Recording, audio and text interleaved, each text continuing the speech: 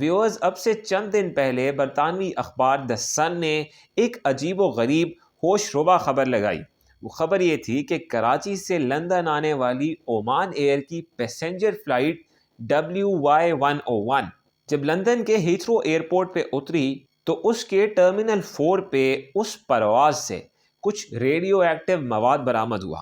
یہ radio active مواد بیان ہوا کہ یورینیم ہے اور بہت بھاری مقدار میں ہے۔ اسی اخبار دا سن کے مطابق اس پرواز میں کیری کیے جانے والے یورینیم کی مقدار کئی کلو گرامز کے قریب تھی۔ یورینیم کے بارے میں آپ یہ تو جانتے ہوں گے کہ یہ ایک ریڈیو ایکٹیو میٹل ہے، اور اگر یہ اپنی اسی ریڈیو ایکٹیو شکل میں کہیں موجود ہو تو اس کی شعاعیں اطراف میں پھیلتی ہیں اور کسی نہ کسی صورت وہاں رہنے یا بسنے والے لوگوں کو متاثر بھی کرتی ہیں۔ مگر یہ تو وہ پہلو ہے جو سب کے علم میں ہے۔ ایک ایسے پہلو پہ روشنی ڈالتے ہیں جسے بہت کم لوگ جانتے ہیں۔ ناظرین، یورینیم ایک ایسا میٹل ہے جسے خاص اغراض و مقاصد کے تحت انرچ کیا جاتا ہے۔ یورینیم کی انرچمنٹ کچھ ایسے ہوتی ہے کہ اس کے ایک ایٹم سے نیوٹران کو نکالنے کا پروسیس عمل میں لایا جاتا ہے۔ اس نیوٹران کے ایمیشن کے پروسیس کو جب آپ ایک طویل اسکیل پہ ڈسٹریبیوٹ کرتے ہیں تو اس پروسیس کو فشن ری ایکشن کہتے ہیں۔ اب جس انداز میں اس فشن ری ایکشن کو یا جس ڈگری تک اسے کمپلیٹ کیا جاتا ہے یہ طے کرتا ہے کہ یورینیم کس حد تک انرچ ہوگا۔ آپ کے لیے مزید آسان کرتے ہیں، وہ یورینیم جسے 20% انرچ کر لیا جائے یا اس سطح کو عبور کر لیا جائے تو ایسے یورینیم کو ہائیلی انرچ یورینیم کہا جاتا ہے۔ اگر اسی ہائیلی انرچ یورینیم کو کچھ اس طرح سے انرچ کیا جائے کہ یہ 20% کی سطح 90% تک پہنچ جائے، یعنی یورینیم 90% انرچ ہو جائے، تو اس 90% انرچ یورینیم کو نیوکلیئر ویپنز میں استعمال کیا جا سکتا ہے، اور ایسے میں یہ یورینیم ویپنز گریڈ یورینیم کہلاتا ہے۔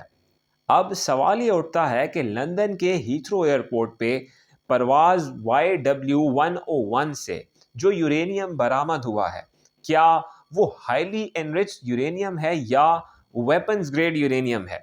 تو اس کا جواب UK میٹروپولیٹن پولیس نے دیا ہے، جس نے یہ کہا ہے کہ جب یہ پرواز یہاں لینڈ کی تو ہمارے سسٹمز نے ریڈیو ایکٹیو سگنلز کیچ کیے، جس کے بعد یقیناً اس یورینیم کو تحویل میں لینے کا عمل شروع ہوا۔ مگر برطانوی حکام یہ کہتے ہیں کہ یہ یورینیم بہت بڑے خطرے کا باعث نہیں ہے، وہ اس لیے کہ نہ ہی یہ ہائیلی انرچ یورینیم ہے اور نہ ہی ویپنز گریڈ یورینیم ہے، یعنی بہت لو لیول کا انرچ یورینیم ہے جو کہ پرواز YW101 میں دسمبر کی 29 تاریخ 2022 کو پایا گیا تھا۔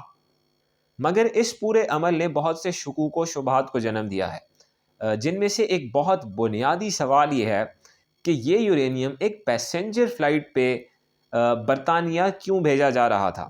اب اس کا جواب اسی اخبار جس نے یہ خبر بریک کی اس نے بھی دیا، اور برطانیہ کے دیگر اخبارات کی طرف سے بھی دینے کی کوشش کی گئی۔ وہ اخبار جس نے خبر بریک کی اس کے مطابق یورینیم کی یہ اماؤنٹ کچھ ایرانی نیشنلز کو سپلائی کی جانی تھی۔ برطانیہ کے ہی دیگر اخبارات یہ کہہ رہے ہیں کہ یہ یورینیم یہ ان عناصر کو سپلائی کیا جانا تھا جو برطانیہ کی زمین پہ کاروبار کرتے ہیں لیکن ان کا تعلق ایران سے ہے، یعنی وہ ایرانین نیشنلز ہیں۔ یاد رہے کہ ایران اپنے نیوکلیئر پروگرام پہ بہت تیزی سے کام کر رہا ہے، مگر جس لیول پہ ایران یورینیم کو انرچ کر رہا ہے یہ ماننا خاصا مشکل ہے کہ اتنا لو انرچ یورینیم ایران کے کسی نیوکلیئر پروگرام میں استعمال ہو رہا ہوگا۔ تاہم یہ برطانوی اخبارات کی خبر ہے جس کا ہم ذکر کر چکے ہیں۔ اب آتے ہیں اہم ترین سوال پہ، اور وہ یہ کہ اس ملک کا ورژن کیا ہے جس کی سرزمین سے یہ پرواز فلائی کی تھی، یعنی پاکستان۔ ناظرین، یہاں سے کہانی دلچسپ ہونا شروع ہوتی ہے، وہ اس طرح کہ اومان ایئر کی پرواز WY101 یہ کراچی سے ڈائریکٹ لندن فلائی نہیں کرتی، بیچ میں ایک ٹرانزٹ کے طور پہ اومانی کیپٹل مسقط میں بھی یہ فلائٹ چند گھنٹوں کے لیے رکتی ہے۔ تو سارے کا سارا ذمہ صرف پاکستان پہ ڈالنا یہ خاصی زیادتی ہوگی۔ آگے چلتے ہیں ناظرین، یہ جاننا بھی بہت ضروری ہے کہ پاکستان ایک انتہائی رسپانسبل نیوکلیئر اسٹیٹ ہے۔ پاکستان کا ایکسپورٹ کنٹرول میکینزم بہت بہتر ہوا ہے۔ اور ان تمام محرکات کو جاننے کے بعد اس سوال کا امکان ہی نہیں ہے کہ یہاں سے دانستہ طور پہ کسی پاکستانی حکام نے ایسا نیوکلیئر مٹیریل جو کہ یورینیم ہے وہ اپنے کسی اتحادی ملک بھیجا ہو۔ یقیناً اس کے پیچھے ایک سوچی سمجھی سازش ہے جس کے تحت یہ سب کیا جا رہا ہے۔ پاکستانی حکام کا ایک مزیدار بیان بھی سامنے آیا ہے، اور وہ یہ ہے کہ اس پرواز میں جس میں یورینیم کے کچھ اماؤنٹس برطانوی حکام نے ایکسٹریکٹ کیے ہیں، پائے گئے ہیں، پاکستانی حکام کے مطابق پاکستان نے اس پرواز میں مسافروں کے ساتھ جو ایک چیز بھیجی تھی وہ گوشت تھا، فروزن میٹ تھی۔ اب یہاں سوال یہ اٹھتا ہے کہ یہاں ملک میں لوگوں کو گوشت مل نہیں رہا اور یہاں سے گوشت باہر جا رہا ہے، اور کسی بھی ایسے امکان کی یہاں سے تردید کی گئی ہے کہ یورینیم یا کوئی بھی ریڈیو ایکٹیو مٹیریل اس پرواز میں پاکستان کی طرف سے بھیجا گیا ہو۔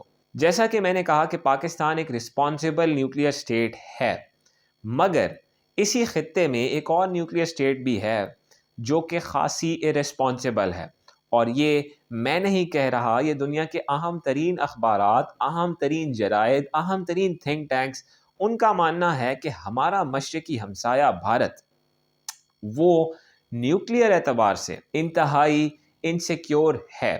جب انڈیا کے ارسپانسیبل نیوکلیئر بیہیویئر کی بات آئے گی تو ہمیشہ، جی ہاں ہمیشہ، بھارت کی نیوکلیئر بلیک مارکیٹ کا تذکرہ ہوگا۔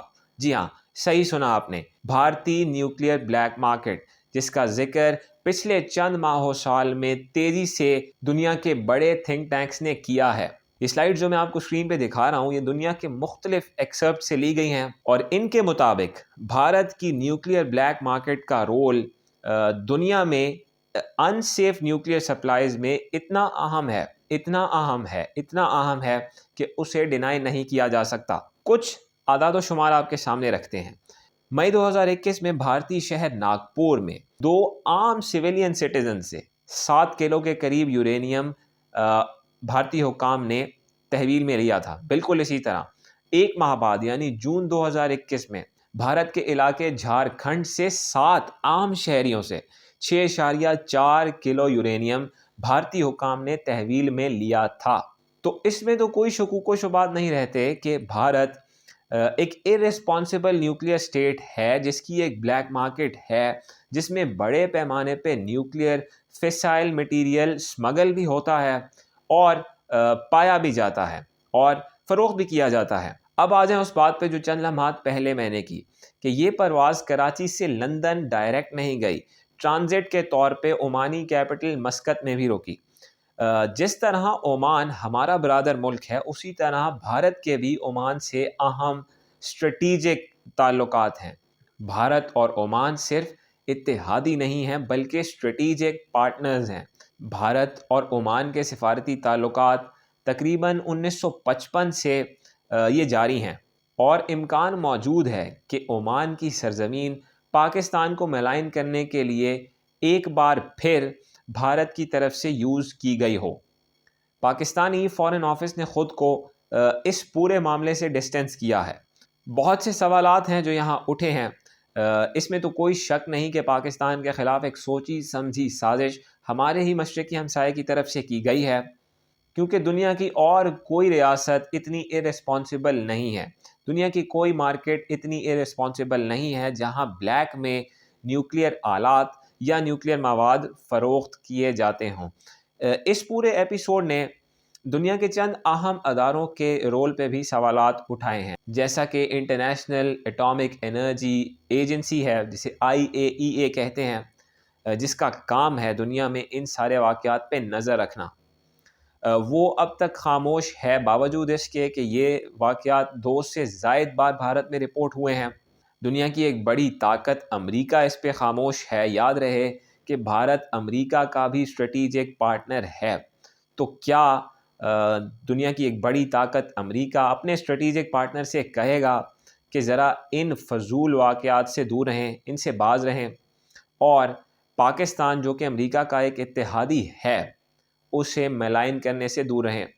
تو سوچی سمجھی سازش کے تحت پاکستان کے خلاف ایک کوشش کی گئی ہے کہ کسی طرح پاکستان کو اپنے دو برادر ممالک یعنی برطانیہ اور عمان کے ساتھ لڑانے کی کوشش کی جائے، اور سرزمین اسی عنصر نے استعمال کی ہے، اسی اکائی نے استعمال کی ہے جس کی آنکھ میں پاکستان کھٹکتا ہے۔